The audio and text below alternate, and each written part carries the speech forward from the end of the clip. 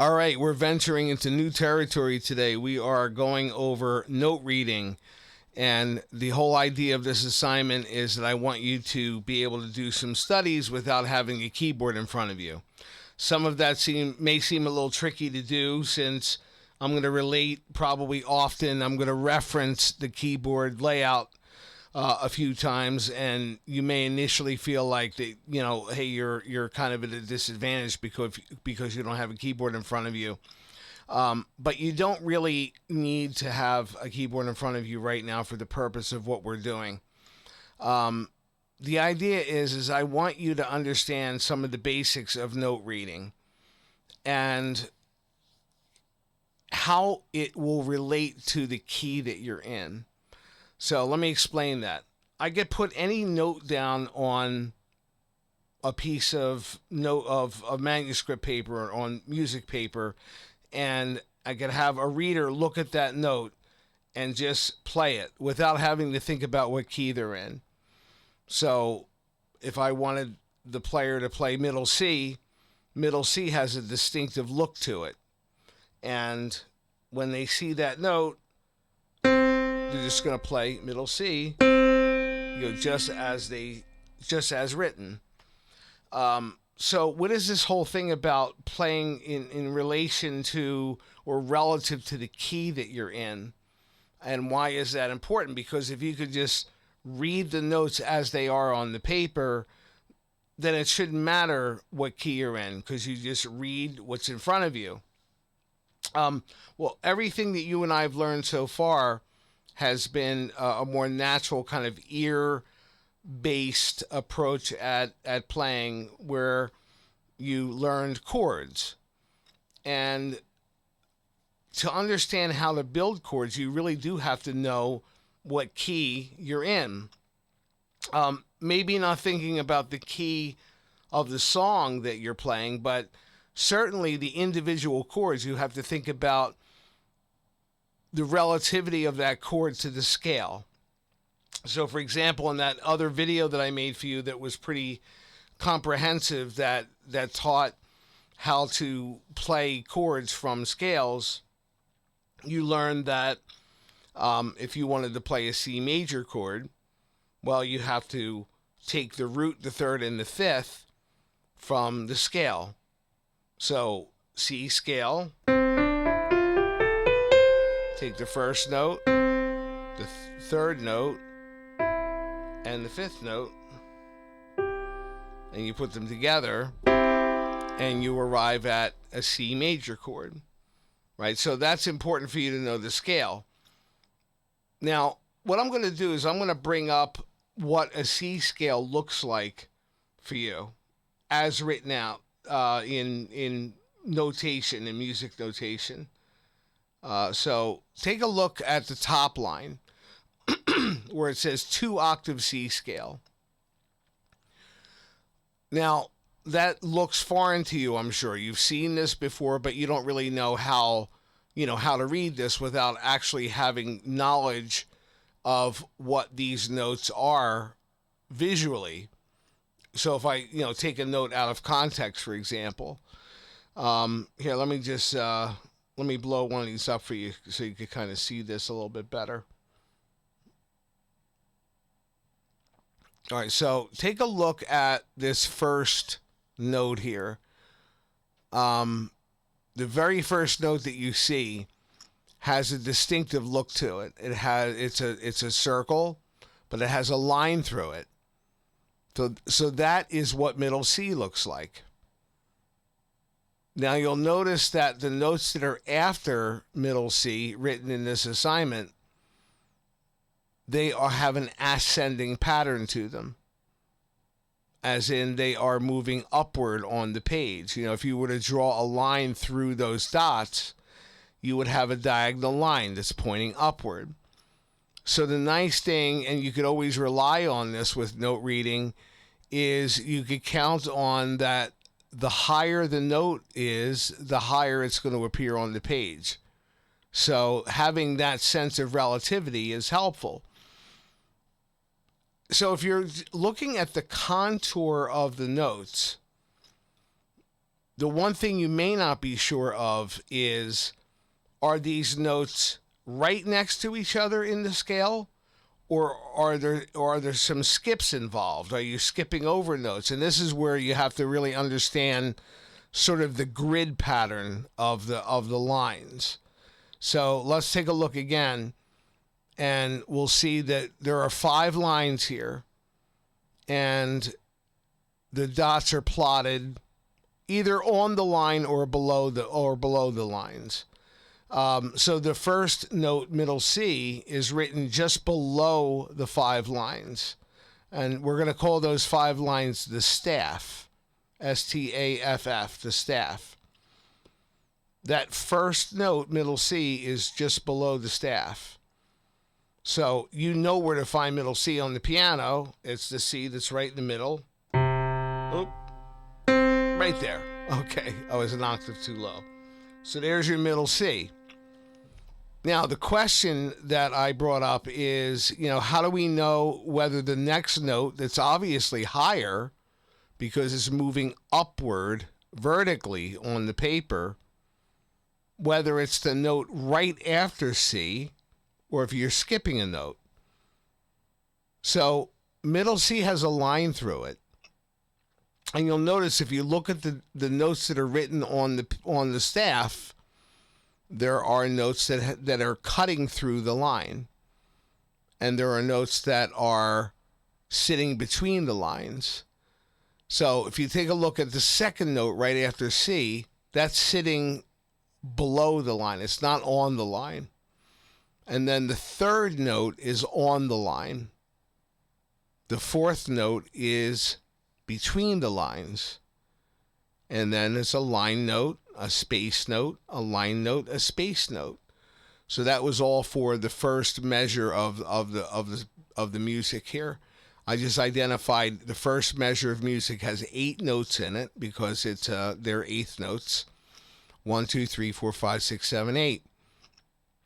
And the fact that they are line note, space note, line note, space note, like that, then there is no skipping involved. In other words, those first 2 notes, C and D, are as close as they could possibly be. They cannot be any closer because they would take up the same physical space on the paper. This is where the lines come in handy, because otherwise you would just have these free-floating notes and it would be really hard to see what's going on. So the fact that they are, you think of those lines as kind of a grid for alignment, then it's easy for you to see what is sitting on a line and what is in between the lines. So if you take a look at the first note and the third note, right? So we're skipping that second note, that D. We're skipping that second note. We're just looking at the first note and the third note. Those are both line notes, right? So if you have a line note and a line note, then you will skip a key. We could also say the same thing about note number 2 and note number 4. Those are both space notes. So if you have 2 consecutive space notes, then you will skip a key. So just think of it that way. Just think of as the line space as being sort of the sequence of how to make your way up the scale. All right, so I'm going to back this off down to regular size and just kind of give you an idea how this would be played. First note is middle C. Second note is the note right after it, D. Third note is a line note. Next note that could possibly happen, E. The next note is F. The next note after that is a line note, so it's going to be G. Next note after that is a space note. The next note after that is a line note. And then the next note after that is a space note. that was 1 octave of the C scale. That's the first measure.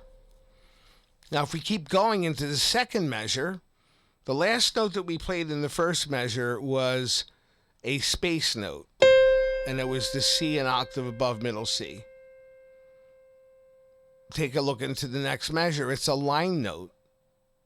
Again, this next note cannot be any closer to the previous note because it would take up the same physical space.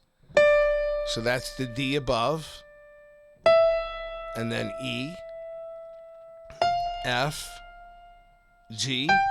Now we're getting above the staff, so you have to write the lines in because it goes beyond the 5 lines. And that's why you see some notes have lines cutting through them. Those are called ledger lines, and that is to compensate for the fact that we are now off the grid. We're off the grid, so we have to add lines. The last 3 notes we're on right now, we have an A, it's a line note, and then a space note, so the ledger line is written below, and then finally, this very high C. This one requires 2 ledger lines. You have a line sitting below it, and then you have a line cutting above it, or cutting through it. So that, what you're looking at right there is a 2-octave C scale. So if you were to play those first 2 measures consecutively, it would sound like this. Oops.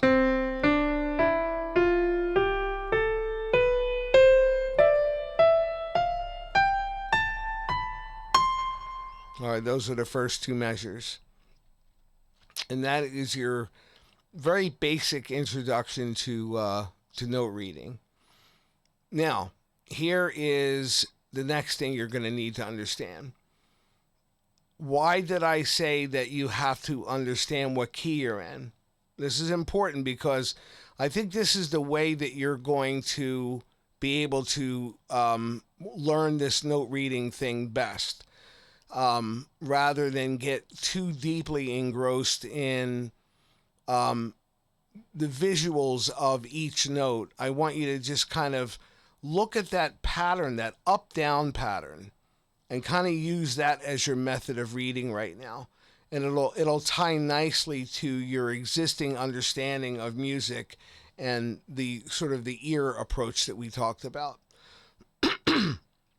The key of C has no sharps or flats, right? So this example that I gave you is for the key of C. And all you have to remember is that because you're in the key of C, you only have to worry about the natural notes like C, D, E, F, G, A, B, C. You don't have to worry about the sharps or the flats because you're in the key of C. But what if we were doing something in the key of G, or the key of F, or the key of E? Knowing the scale, understanding the parameters of that scale is really what's going to help your reading. Because if it's in the key of G, for example, you'll know that there is 1 sharp that you have to play in the key of G. Now, if you're a little bit unclear on what I'm saying right now, but you're probably not, but if you are, this is where I would ask you to refer back to your paperwork with the scales, showing you how each scale has a signature, a key signature that is unique to that scale. So the key of G has 1 sharp, and it's F. So if you play a G scale, it's going to be, because you'll include that F. So the point is, it may not be reflected so much on this sheet, and I don't want to confuse you because that sheet was for a C scale. But if you're playing something in the key of G, and my goal is to give you these, what I'm calling hybrid charts, where it's mostly a chord chart, but there's also going to be some notation that's included in the chord chart. This is where you're going to look at your up and down patterns. What you need to know in order to be able to successfully read those up and down patterns is to know what key you're in. So if it's in the key of G and you're playing the G chord, And then there's a little notational thing that I want you to play. You see 5 notes written consecutively, and then maybe a couple of more notes. There was that F sharp. So if you hadn't known you were in the key of G, you would have seen this, this ascending bunch of notes, and you may have misread it. You may have read it as if you were in the key of C or whatever and ignored that F sharp. But understanding the parameters of the scale means that I could write a notational pattern for you along with your chords, and you will honor the up and down of that scale. So if it's an E scale, and you see an up and down pattern, you'll play the parameters of the E scale. And then, of course, if you apply this principle that I showed you about knowing the spacing of the notes. So if it's a line note and then a space note, a line note and a space note, and they're clustered together like that, you know that they're going to be as close as possible to each other on the keyboard as well. So again, using that example of the key of E, and you're playing an E chord, and then you see a bunch of notes, and they're line, space, line, space.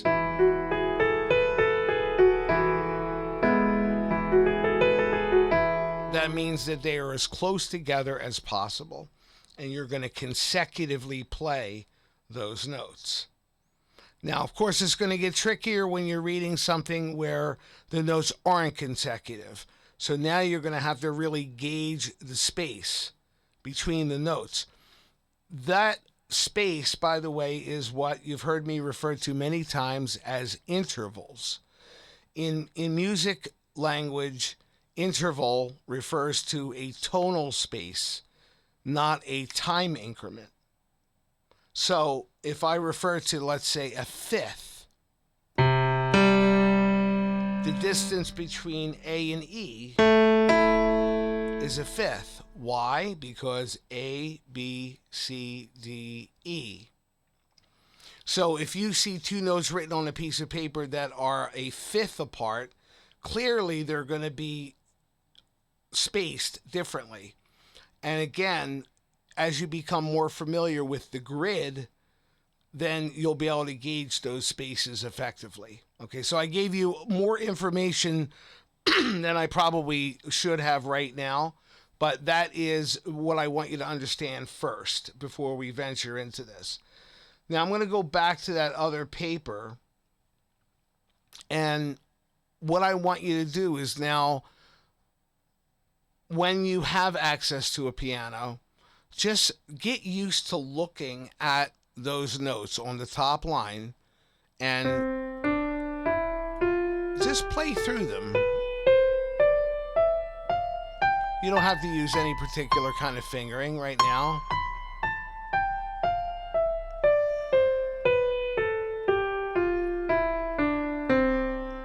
Right? That was the first 4 measures of music that I just played there. Let's take a look at the bottom, because now what we're doing is we're going to get into some more kind of practical application to how this would work in a song. So let's say you're playing a C chord. And again, this is a reflection of what I'm calling a hybrid chart. So the first chord is C chord. But I want you to play those notes that go with the C chord. Well, take a look. We have a line note, a line note, a line note. So that means that they are going to be every other key. So direct your attention to my hand. So those first 3 notes on the bottom line are not going to be this. Even though they have that same ascending pattern, they're all line notes. So they're spaced a little further apart than the other notes. So those first 3 notes, you will skip a key. You're skipping the D and the F. So those first three notes are actually a C chord. So if you were to play that whole line of notes there, this is what it would sound like.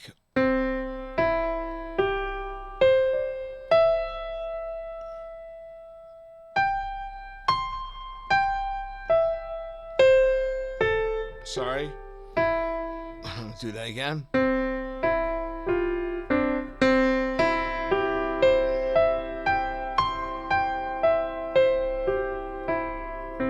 Essentially, it was a big giant C chord. C, E, G. Now, look at the fourth note. You see that's spaced fairly far away from the other note. First three notes, C, E, G. Then all of a sudden, we're jumping up pretty high, right? So we're going from a line note to a space note, but they're not consecutive. So it skips a few notes.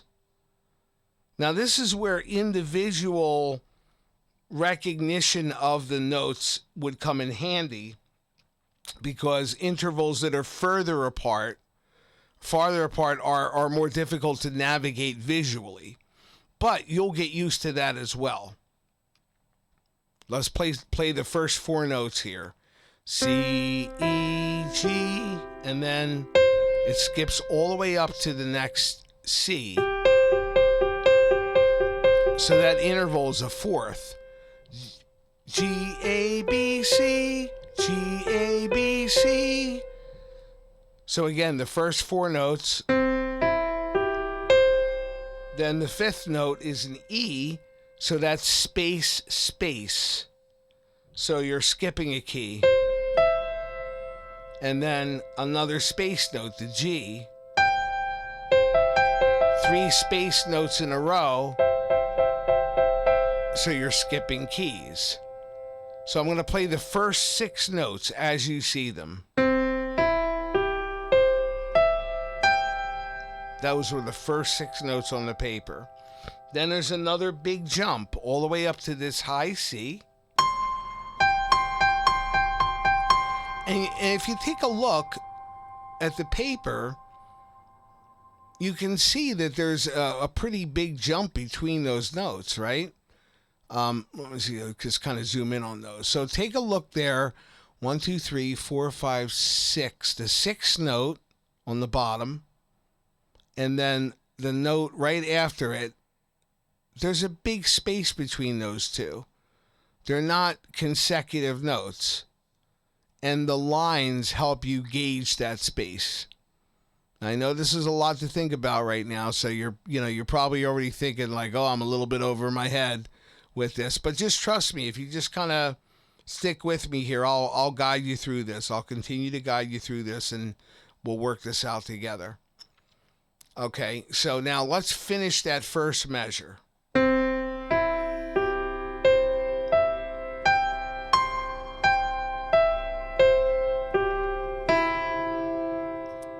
All right, now, again, this is a hybrid chart. So my expectation for you would be to kind of keep the properties of the C chord going under it. So your right hand's going to be tied up playing these individual notes. So this is where your left hand will help you here by playing the root and the fifth on the left hand. So it'd be something like this.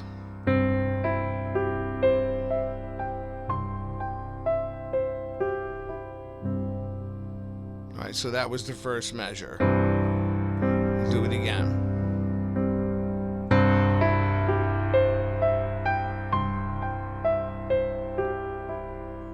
That was the first measure. And that's the idea of how you would play one of these hybrid charts. You play the chord, but you also include the melody as well where necessary. Now let's take a look at the last measure on the paper here. This is, I'm calling this measure, identifying the tonality of this measure as being in an F chord.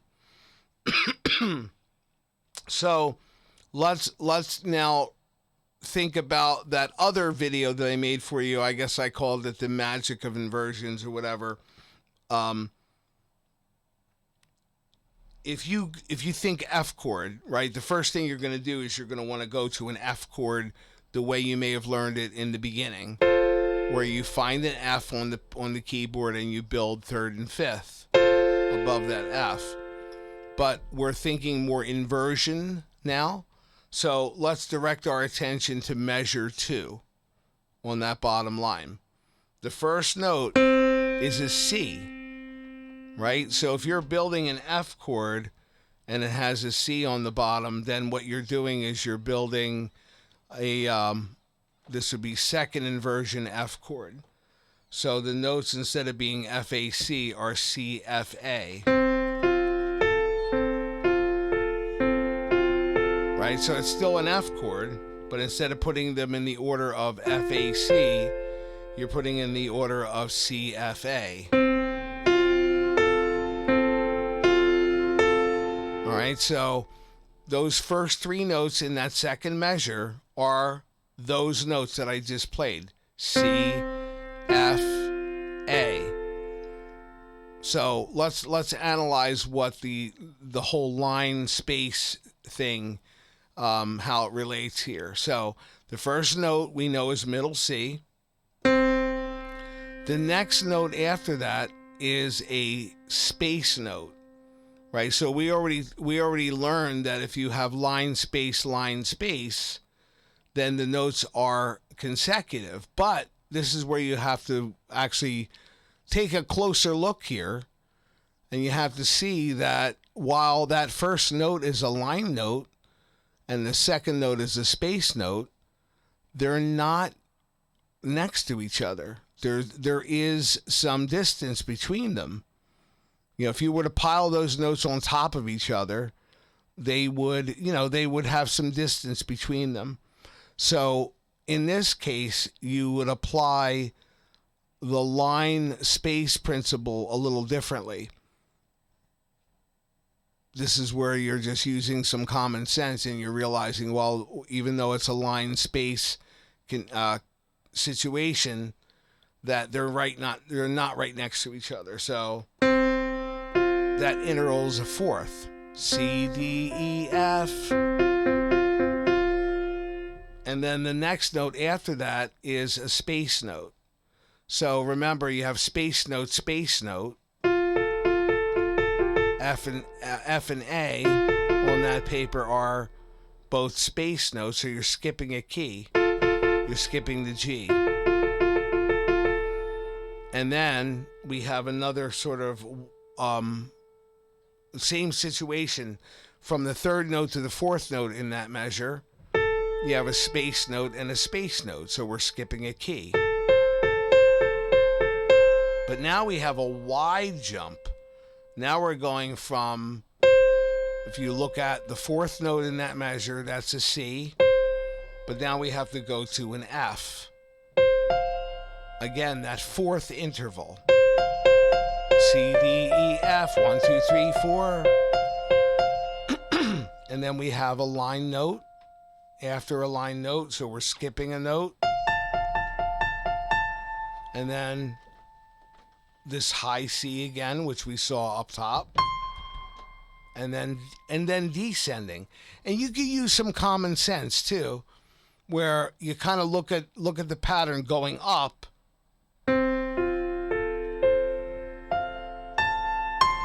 And then look at the pattern going down. Chances are it's going to retrace the same exact steps. So it's like an arpeggio. It is an arpeggio.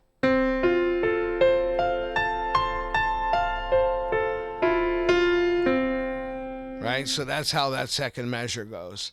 So now applying the principle of the chord hybrid chart, if you're playing chord 1, your C chord, and then you apply the notes that go with it.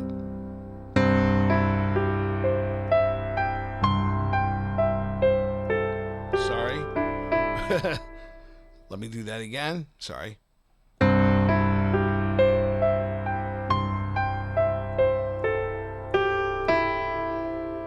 And then you go to the next chord, which is your F chord. Remember, we're going to do this root fifth thing. the left hand.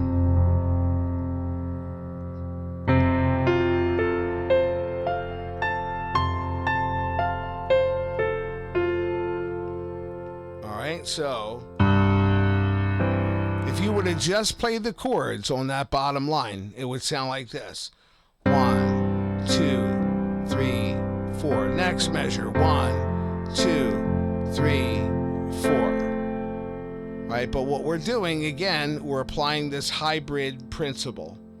So if you read the chord and the notes at the same time, you would get this.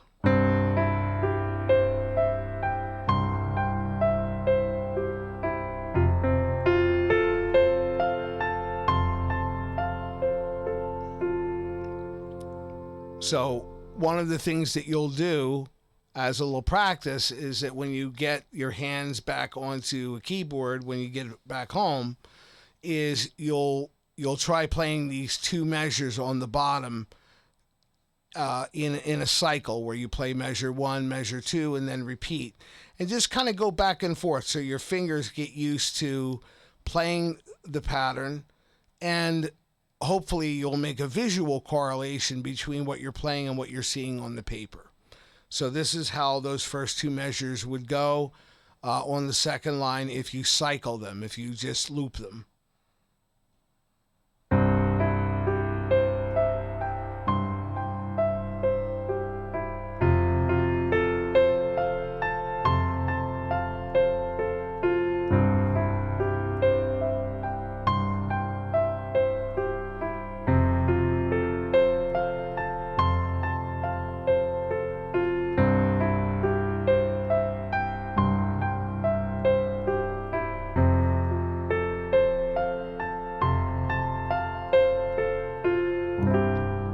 That's it.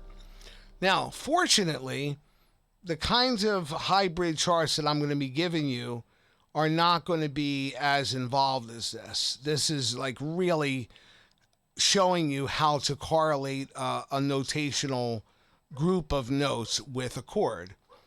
So we're going to pop this up. This is I Left My Heart in San Francisco. I told you we were going to mess with this a little bit because this is reflective, I believe, of a typical kind of hybrid chart that I would give you. So let's expand this so we can take a closer look at what you're seeing here. So the first chord is C major 7th. Of course, this is all assuming that you know how to play that chord, which I know that you do. And if you forget, you just take a look at your chord chart. Look at your scale sheet and remember how to spell a C major 7th. Let's look at the notes that follow the chord. You have line note, line note, line note. Look familiar. It should look a little bit like the last thing that we were just working on. Because you have line note, line note, line note. You're skipping notes. Right, so I left my heart. You played the C major 7th. And this is where your sustain pedal will come in handy because you're going to play the chord and then you're going to play the little notation.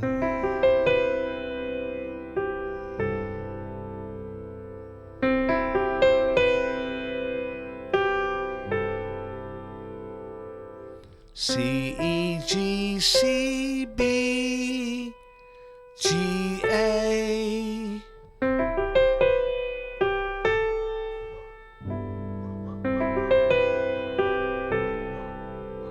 And then the next chord is a C diminished. Remember, the principle for a diminished chord is you flat the third and you flat the fifth. And if you play a full diminished chord, known as a diminished 7th, you also add the A in there. But that's a whole different study. That's your chord study. So, but just to help you remember, C diminished is C, E flat, G flat, and A together. And look at how nice it is to come off of a C, a regular C chord, and then just go into the diminished. All you need to do is flatten those two notes. And you don't have to worry about adding the additional note. You can just stick with the triad. But the chord that's being called for here is C diminished over E flat. So that means that you're going to play an E flat bass note with your left hand. That's what that chord sounds like. And then D minor seventh. So you may have to look that one up, but I can give you the shorthand version of D minor seventh is an F with a D on the bottom. If you're building the chord from scratch, you play a D minor chord, and then you add the dominant seventh.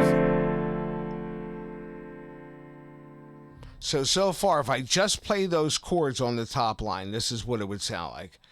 I left my heart. No, not playing the notes, just playing the chords. In San Francisco, right? So those are just the chords. Now, if you add the notes to it, that's going to be that little iconic line that you hear in the song. So it'll be like this. I left my heart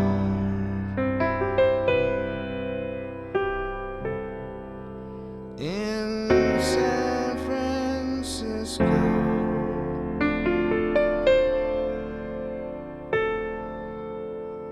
That was the end of the first line.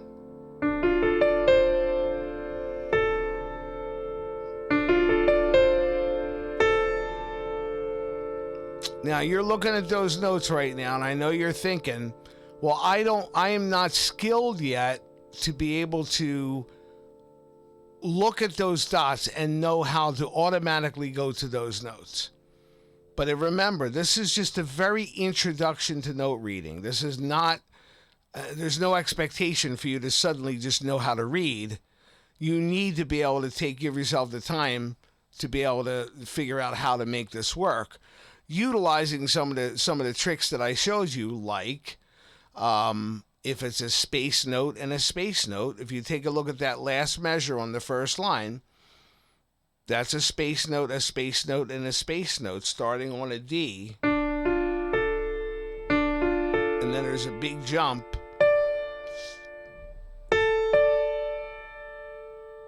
to another D, an octave higher. And then it just goes right below it. Take a look here. This is a good point that I want to make here. Take a look at those, the last two notes there. You see that you have a line note and then a space note. Those last two notes in the last measure here on the top line, you have a line note and a space note. So that, and they are right next to each other. They could not be any closer. Again, if you pile those notes on top of each other, they would not be in the same physical space, but you certainly couldn't get anything in between them. They are as close as they could possibly be. And the last note is lower vertically than the second to last note. So that means you're going to drop the pitch. That tells you that that's a descending interval. D to C. All right, so that last measure is played like this. D minor seventh.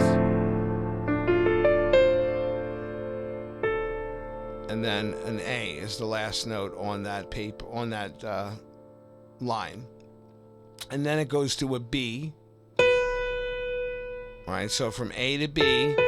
If you were to be able to look at those notes next to each other, the last note in that measure and then the first note on the second line, if you were able to put them side by side, you'd have a better concept of, that you have a line and a space, and you would see that they're just consecutive notes. All right, just like that. And then D minor seventh again, and then same pattern. G, C, major seventh.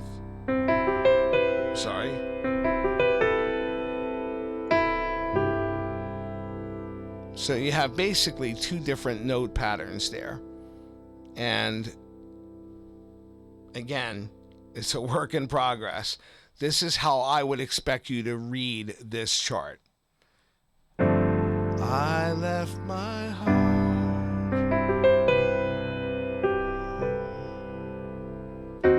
in San Francisco.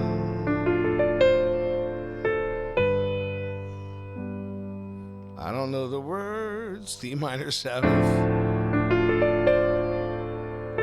G, and windy seas, whatever. C major 7th. So that is, again, my intention is not to teach you how to play and sing I Left My Heart in San Francisco. So I'm not expecting you to have this at any kind of performance level. The idea is I just want to be able to show you how these charts are going to work.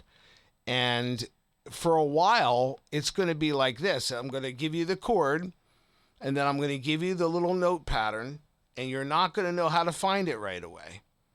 But then what I'm going to do is I'm going to give you a little cheat. I'm going to give you like the starting note.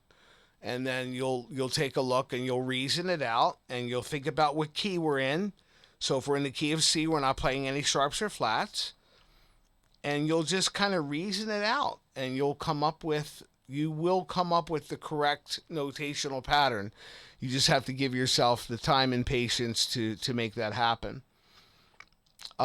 Now what I'd like to do is take a moment to talk to you about how to identify notes out of context.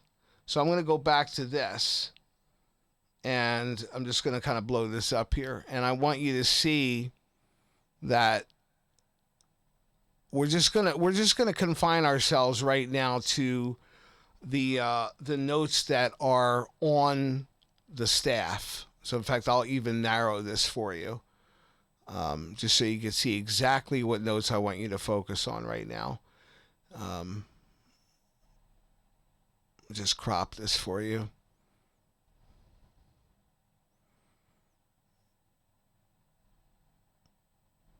We're going to start here, all right? Because this is the first note that sits on the staff.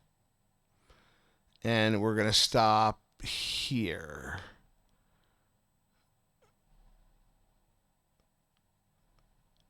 This is the last note that will sit on the staff.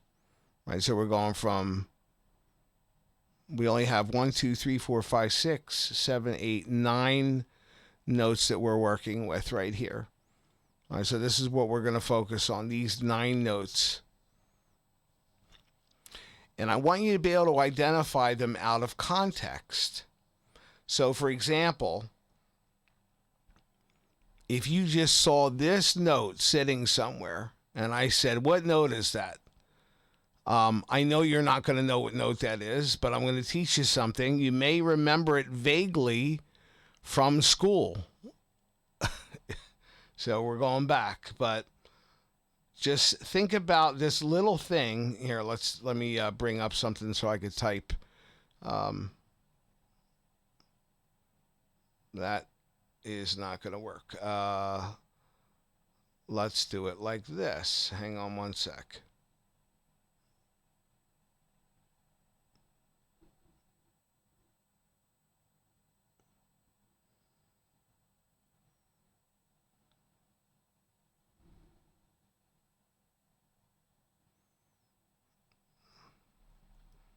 Almost there.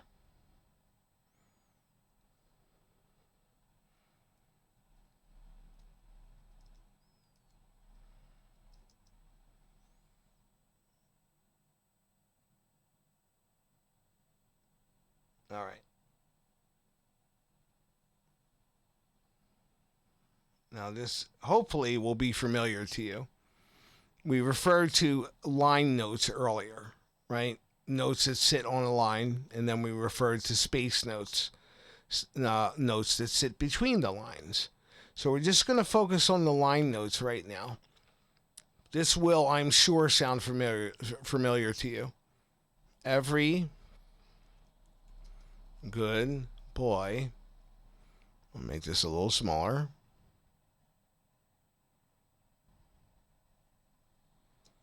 does fine.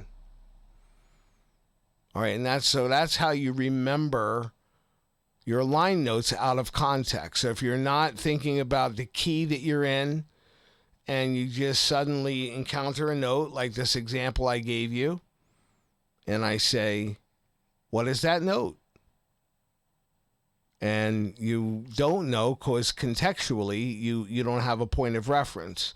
So what you would do is you would identify it as being a line note, and you would identify it as being on the bottom line, the first line. So that's your every, E for every. So if you were to just look at the line notes here, so that's the first note, the third note, the fifth note, the seventh note, and the ninth note. That's every good boy does fine. Now you probably remember then, if you remember that, you probably remember the little thing that helps you remember the space notes. It's a note. It's a word that rhymes with space. And it is face. All right, so if you just look at the space notes, so if I close this off like this and I say, just out of context, I say, Cedric, what is that note? Well, you would look and you would see that it's a space note and that it is on the very first space. Therefore, it is an F. And then if we just proceed after that, not that note, but this note right here is a space note out of context. So we have no point of reference right now. What note is that? What letter is that? Well, you would simply identify it as a space note, and it would be the second space from the bottom, so therefore it is an A. And then we're going to do the same thing with this note. This is the third space note from the bottom, so it's C. And then lastly, this note is on the last space. Therefore, it is space. All right, so this is very important, very valuable information for you that will just get you started. This is really kind of all you need to know right now. Believe it or not, that is all you need to know to just kind of get started with this. Because now you could even identify notes out of context, and you also learned how to identify notes within reason in context by just knowing what key you're in and kind of relating it to the chord and all that stuff. And that's where some extrapolation comes in. That's where your ear comes into play. And those are all abilities that you have. Those are identifying skills that you have. So I believe that you're going to transition into this, and it's going to be relatively speaking, it won't be as tall an order as you think it will be. So there really is no written assignment for me to give you right now. But when you come back from vacation, what I'm going to do is I'm going to give you more of these, and we're going to apply it to a different song that will be a practical song that we could put right into action. And I'll probably give you some actual handwritten homework, where I will have notes written out on the paper, and your job will be to identify them. And the more you could do that, without the piano, you don't have to have the piano in front of you when you do it. But the better you get at the visual identification of the note, I think the more successful you'll be potentially at doing this. So anyway, that is your assignment while you're in Mexico. You're probably going to have to watch this a few times, and you're going to have to really think about a few of the things. It's going to feel a little bit confusing at times, but just hang in there, and I think you're going to be okay. All right, have a great time, and I'll see you when you get back.